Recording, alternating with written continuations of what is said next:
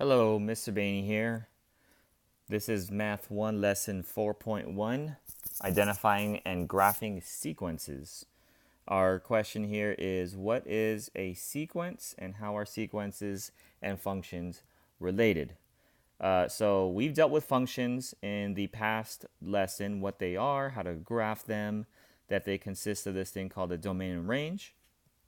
And now we're going to move on to this new thing, sort of new thing, called sequences.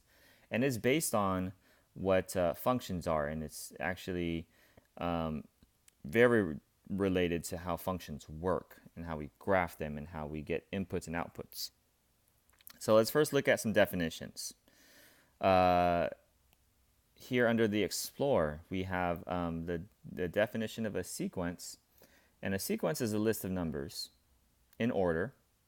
So you might have seen some sequences and questions asked like, what's the next number in the sequence, right? If you have a pattern. So I'll just put some random example up here, like if I had the numbers 1, let me use a different color here. If I had 1, 4, 7, 10, 13, and so on, could you tell me the next number in the sequence? And this is exactly what a sequence is. I could ask you, I give you the first term, second term, third term, fourth term, and fifth term. I could ask you, what's the sixth term? Or what's the 10th term? Or what is the 20th term? And so on. And so if I ask you the 20th term, 20 is my input. The actual term value is going to be my output. And that's how it is related to how a function works. Okay, so let's look at some examples.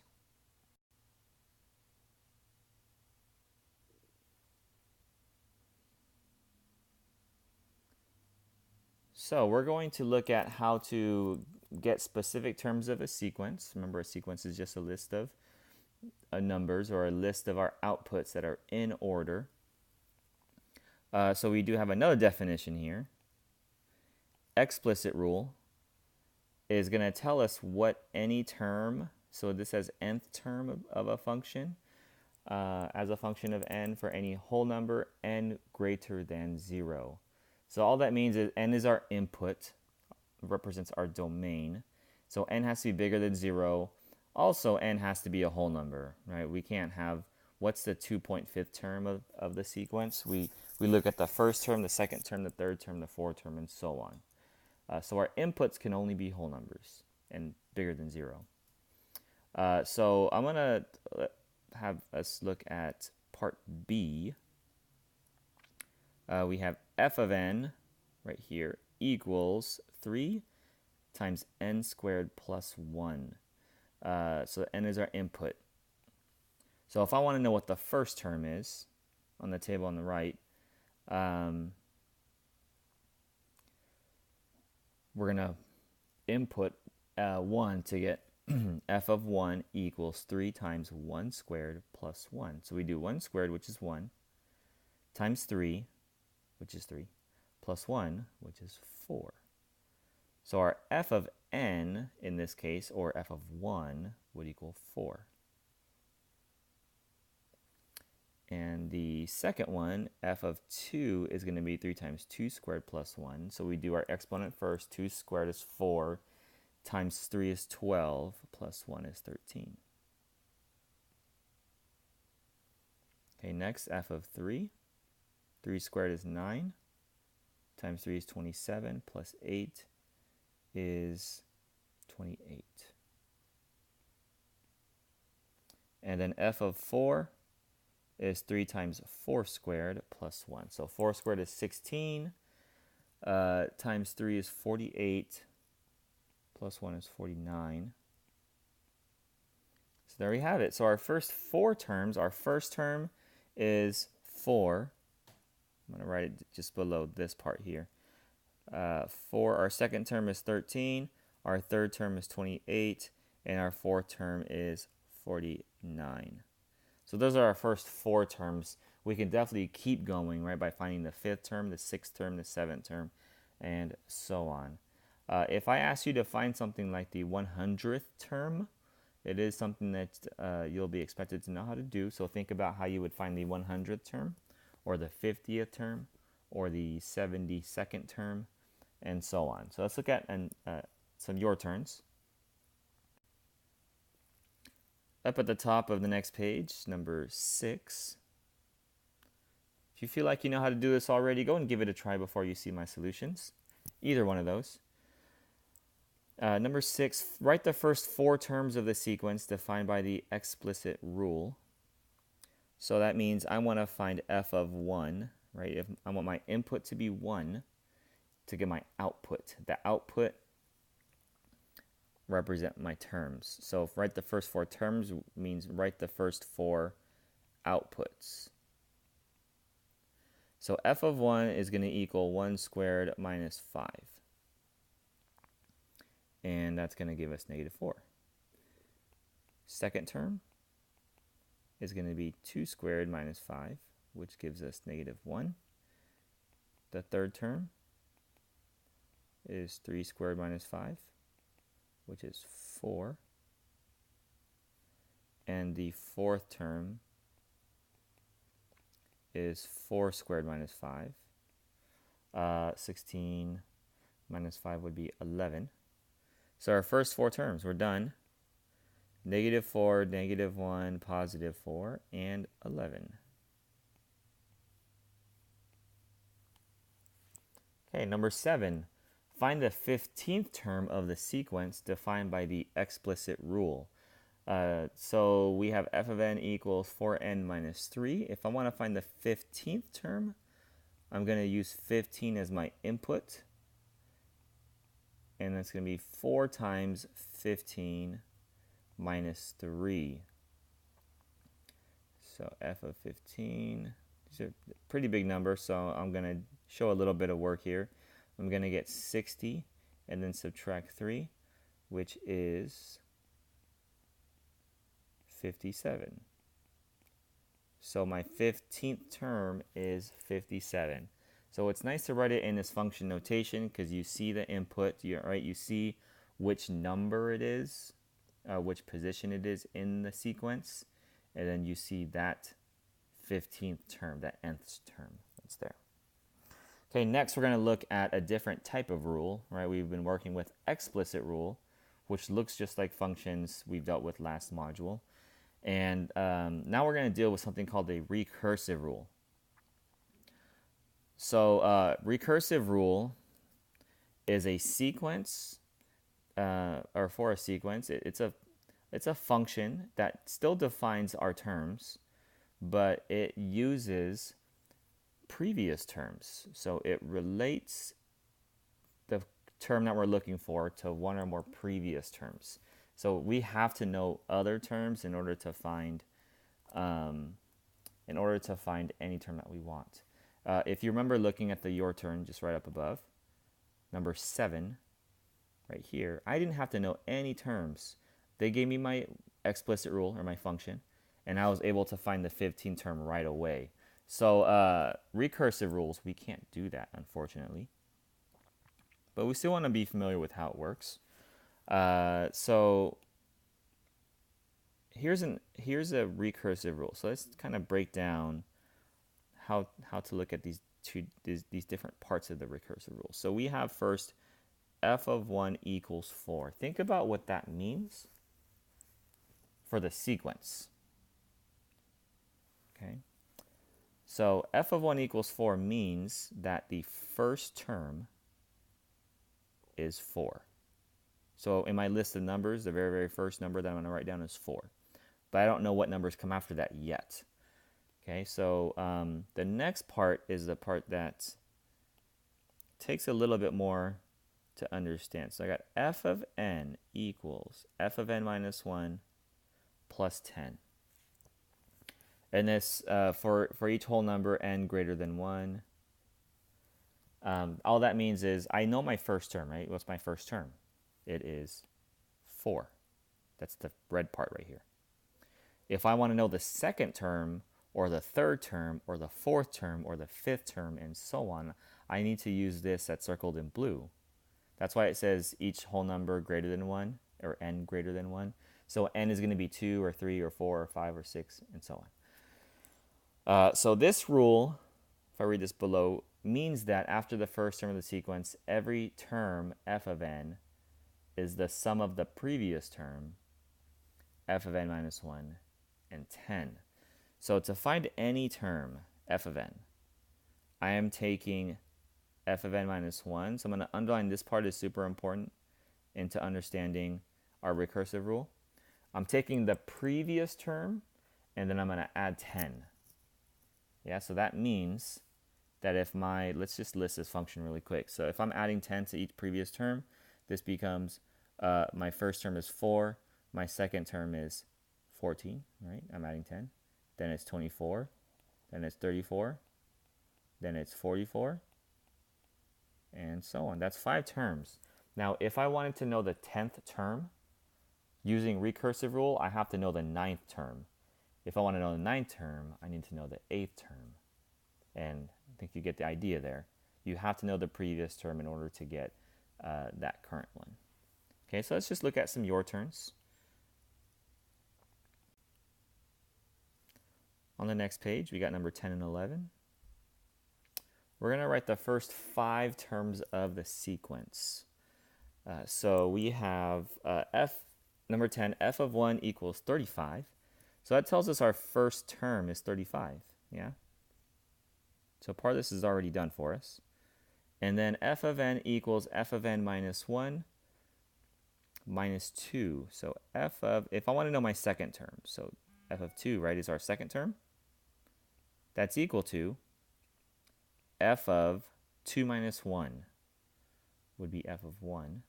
Right, the n minus 1 just means 1 less than what we're looking for. And then minus 2. So here's the part that you need to understand. Is this f of 2 means the second term equals f of 1 means the first term minus 2. And we know what the first term is, right? They told us what the first term is. The first term is 35. And if the first term is 35, then 35 minus 2 is 33. Okay. If I want to know the third term, that's going to be the second term minus 2. And the second term we just found was 33. So 33 minus 2 is 31. And you can probably see what the pattern is now. I got 35 as my first term, my second term is 33, and my third term is 31. So once you figure out that pattern of the sequence, you know that you are subtracting 2 every single time. You can see that just right in the problem, that you're subtracting 2 after that f of n minus 1. So our sequence is 35, 33, 31, 29, and 27. Number 11. Go ahead and give it a try before you see my solution to see if you understand this. My first term is 45. If I want to find some more terms, I got f of 2 is going to equal f of n minus 1, which means my previous term f of 1, and I'm going to subtract 4. And the first term is 45. Minus 4 would be 41. That's my second term. To find the third term, we're going to take the second term and subtract 4. So that's 41, right? 41 minus 4 is going to give us 37. Okay, and without showing more work here, I'm going to go ahead and subtract 4 each time, because that's what's happening. And I get 33 and 29. Okay, now let's look at some word problems and how we would deal with them with these sequences. So on the your turn number 13, we're going to construct and graph the sequence. A pizza place is having a special. If you order a large pizza for a regular price $17, you can order any number of additional pizzas for $8.50 each. use the recursive rule f of 1 equals 17 and f of n equals, excuse me, f of n minus 1 plus 8.5 for each whole number n greater than 1. So we're going to use this recursive rule that's given to us. Right? We don't even have to construct it. But you want to start thinking about how this matches the description that's given to us. And I'm going to put brackets around it here. The description given to us can be used to create this recursive rule for us to, create that sequence. So know what the 17 means, know what the 8.5 means. Okay, so our first term is 17. That means that on our graph, for one pizza, it's $17. Okay. For 2 pizzas, we're going to look at f of 2 is equal to f of n minus 1, which is 1, plus 8.5. And that means that f of 1 we know is 17. That's our first term. So 17 plus 8.5 is 25.5. So that means 2 pizzas, or our second term, is $25.50. So on the graph, it's going to be somewhere around there. So there's 2 things that you want to understand about just that amount of work that we did. So the 2, this means that in the sequence, the second term is 25.5. This is how I interpret the work I just did in the context of the sequence. In the context of the situation of the word problem, this means that 2 pizzas cost $25.50.